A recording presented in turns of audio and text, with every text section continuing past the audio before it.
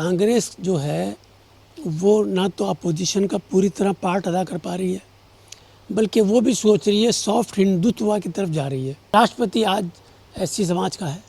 मोदी सरकार पहले भी हमें धोखा दे करके और हमारे समाज के लोगों के वोट ले लिए, और इस दफ़ा फिर धोखा दे करके और उन्होंने वोट ले लिए। हमारा ये मानना है कि ये हमें वोट लेने तक तो हमारे साथ सब कुछ अच्छी बातें करते हैं, और जब इनके कैंडिडेट जीत जाते हैं तो हमारी प्रॉब्लम्स में ध्यान नहीं देते। नमस्कार। प्रदेश भर में निकाय चुनाव को लेकर एक बिगुल बज चुका है और जो वार्डों की इस बार बढ़ोतरी हुई है तो हर नेता चाह रहा है कि वो अपना भाग्य इसमें आजमा ले। जयपुर में दलित मुस्लिम अधिकार एकता मंच है, उसने भी इस सुगबुगाहट को ध्यान में रखते हुए एक फ़ैसला लिया है। क्या है वो फ़ैसला, उसकी जानकारी के लिए आज हमारे साथ मौजूद हैं दलित मुस्लिम एकता मंच के अध्यक्ष अब्दुल लतीफ़ आरको साहब। आरको साहब, क्या तैयारी है अब आपकी इन आगामी निकाय चुनाव को लेकर? सर, हम आगामी निकाय के चुनाव के लिए हमारे संगठन ये फैसला कर रहा है कि हम देख रहे हैं कि इलेक्शनों के बाद हमें लोग पूछते नहीं हैं। हमारी बस्तियां गंदी रहती हैं, हमारी सड़कें टूटी रहती हैं, हमारी जितनी भी प्रॉब्लम्स हैं उसमें कोई अंतर नहीं आता, वो एज इट इज़ रहती हैं।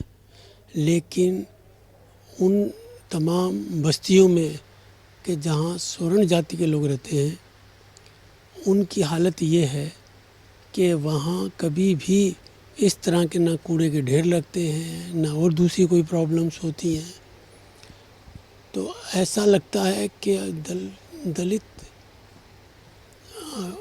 एसटी, एससी और ओबीसी और माइनॉरिटी, इनमें जब तक संगठन एक साथ मजबूत होकर के हम लोग इस इलेक्शन का मुकाबला नहीं करेंगे, तब तक ये हमारी कमज़ोरी का फ़ायदा ये पार्टियां उठाती रहेंगी और अपने कैंडिडेट जिताने के बाद उन्हीं वार्डों में खर्च करती है कि जिन वार्डों में इनके अपने लोग रहते हैं। मतलब आप क्या कहना चाह रहे हो कि ये लोग आपको केवल वोटों के लिए यूज़ कर रहे हैं? सिर्फ वोटों के लिए यूज़ करते हैं। हमारा ये मानना है कि ये हमें वोट लेने तक तो हमारे साथ सब कुछ अच्छी बातें करते हैं, और जब इनके कैंडिडेट जीत जाते हैं तो हमारी प्रॉब्लम्स में ध्यान नहीं देते। तो हम लोगों ने अब ये फ़ैसला लिया है कि हम दलित मुस्लिम एकता मंच के प्लेटफार्म पर हमने ये तय किया है कि हम ओबीसी समाज को भी इसमें शामिल करेंगे। तो हम सब मिलकर के अपने समाज के लोगों को जिताने की बात करेंगे, ना कि पार्टी के लोगों को जिताने की बात करेंगे। पार्टी जो है वो अपने आप को जिताने के बाद वो कैंडिडेट जो जीत गया है तो वो पार्टी के लिए कुछ ना कुछ पार्टी के इशारे के मुताबिक ही काम करता है, तो इसलिए वो पार्टी का बन जाता है, वो समाज का नहीं रहता है। हालांकि हम देख रहे हैं कि 97 एमपी एसटी एससी समाज के 97 एमपी हैं, उसके बावजूद जब चाहते हैं ये उनके ख़िलाफ़ कोई ना कोई, चाहे विधानसभा में पास करना हो या कोई और मैटर हो, कहीं भी कभी भी हमारे ख़िलाफ़ ये जुल्म करने के लिए तैयार हो जाते हैं और हमारे एमपी मूक दर्शक बने रह जाते हैं। इसलिए कि वो तो पार्टी के एमपी है, जीतने से पहले वो हमारे थे और जीतने के बाद पार्टी के हो गए। इसी चीज़ को लेकर के अब हम ये तय कर रहे हैं कि नगर निगम के चुनाव में हम बजाय पार्टी के मेंबरों को चुनाव जिताने की बजाय हमारी जहाँ जहाँ वोट संख्या जिस समाज की भी ज़्यादा है उसी समाज में किसी आदमी को हम चुनेंगे और उसको जिताएंगे, ताकि हम इस आने वाली परेशानियों से अपने आप को बचा सकें, और जो पैसा विकास के लिए मिलता है वो हमारी बस्तियों पर भी खर्च हो, हमारे दुख दर्द में भी काम आए, हमारी प्रॉब्लम भी सोल्व हो। मतलब ये आप क्या कहना चाह रहे हैं कि ये जो एमपी एमएलए है जब टिकट लेते हैं तब ये एससी एसटी ओबीसी होने का दावा करते हैं, लेकिन जब सीट पे पहुंच जाते हैं उस विधानसभा में या लोकसभा में, संसद में जब पहुंचते तब आपको नहीं पूछते?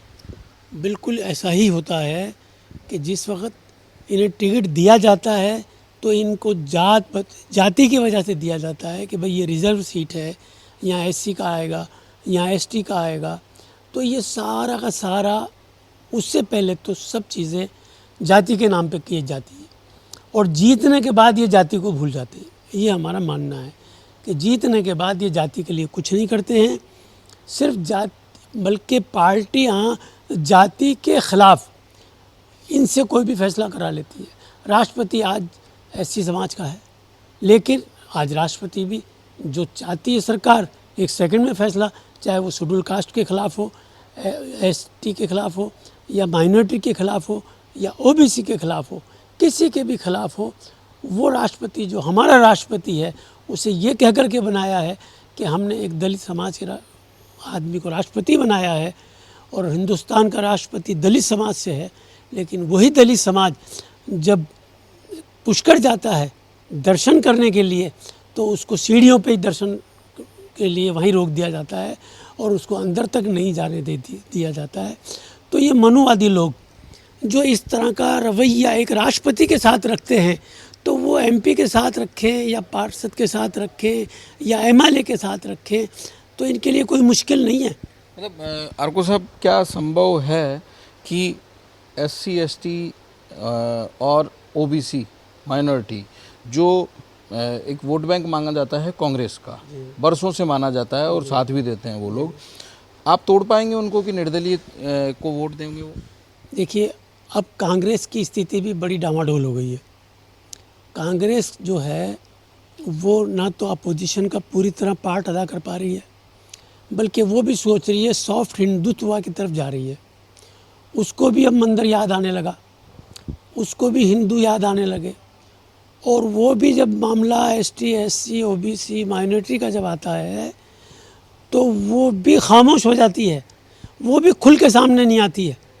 तो इससे ऐसा लगता है कि कांग्रेस भी देख रही है कि जिस रास्ते से वोट मिलता है उसी रास्ते को हम भी अपनाएं। और हमारी मोदी सरकार पहले भी हमें धोखा दे करके और हमारे समाज के लोगों के वोट ले लिए, और इस दफ़ा फिर धोखा दे करके और उन्होंने वोट ले लिए। तो बार बार धोखा नहीं खाएगी हमारी समाज के लोग। हम उन्हें जगाएंगे, उन्हें बताएंगे कि देखिए, तब तुमने 14 में धोखा खाया तो 14 से 19 तक हमें क्या क्या तकलीफ़ों का सामना करना पड़ा, और अब 19 आते ही अब तकलीफ़ों के तो पहाड़ टूटना शुरू हो गए।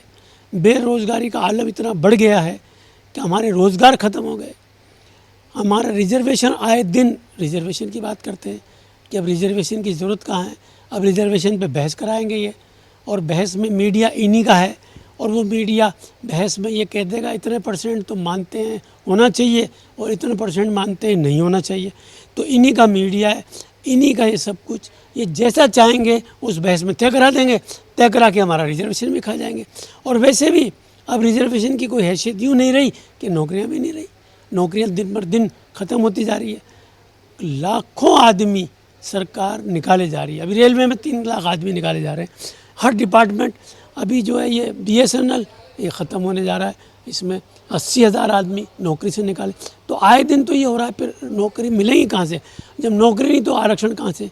और रही विधानसभा और लोकसभा, ये भी आरक्षण ख़त्म कर देंगे, इनको कहाँ तकलीफ आने वाली है? हमने ये तय कर लिया है, कुछ भी हो हम अपने 4-5 समाजों को जगाएंगे और इस बात की पूरी कोशिश करेंगे जहाँ तक हमसे हो सकेगी। पूरे राजस्थान लेवल पर इस चीज़ को जगाने के लिए हम लोग योजना बनाएंगे, मीटिंगें करेंगे और पूरे राजस्थान में इस बात को पहुंचाएंगे। मूल तौर पर कांग्रेस का वोट बैंक माने जाने वाले एससी एसटी और ओबीसी के साथ साथ माइनॉरिटी के जो लोग हैं, उन्होंने ये तैयारी कर ली है कि इस बार निकाय चुनाव में वो निर्दलियों को उतारेंगे और तीसरे मोर्चे के एक जो नया तीसरा मोर्चा है वो तैयार करेंगे, और सरकार को आंख दिखाने में ये लोग कितना कारगर साबित होंगे ये तो निकाय चुनाव में आने वाला परिणाम ही बताएगा। नमस्कार।